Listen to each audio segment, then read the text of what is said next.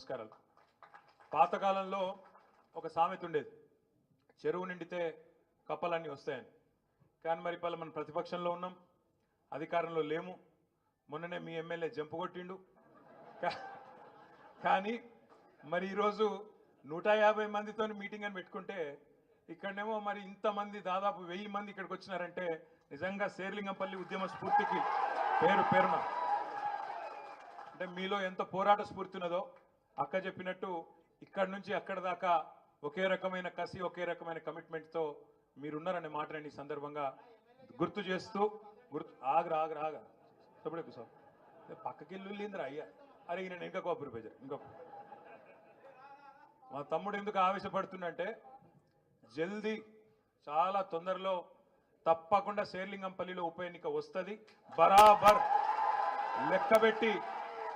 లెక్కబెట్టి మోసం చేసిన వాళ్ళను లెక్కబెట్టి మడత పెట్టి తప్పకుండా మళ్ళీ ప్రజల్లో వాళ్ళకు బుద్ధి చెప్పవలసిన బాధ్యత మన మీదనే ఉన్నది.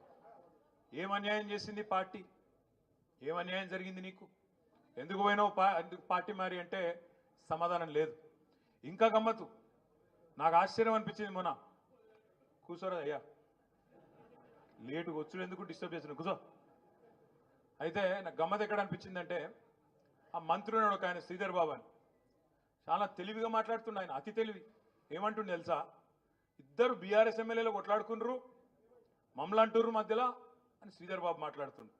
నేను ఒక్కటే అడుగుతున్నా శ్రీధర్ బాబును, అతి తెలివి ప్రదర్శిస్తున్న మంత్రి గారు, ఇలా శేర్లింగంపల్లి ఎమ్మెల్యే మావోడు గాడు మీ ఓడే అంటున్నావు నువ్వు.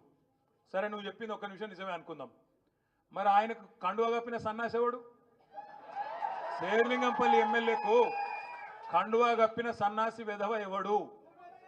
మా బీఆర్ఎస్ ఎమ్మెల్యేల ఇంటింటికి తిరిగి వాళ్ళ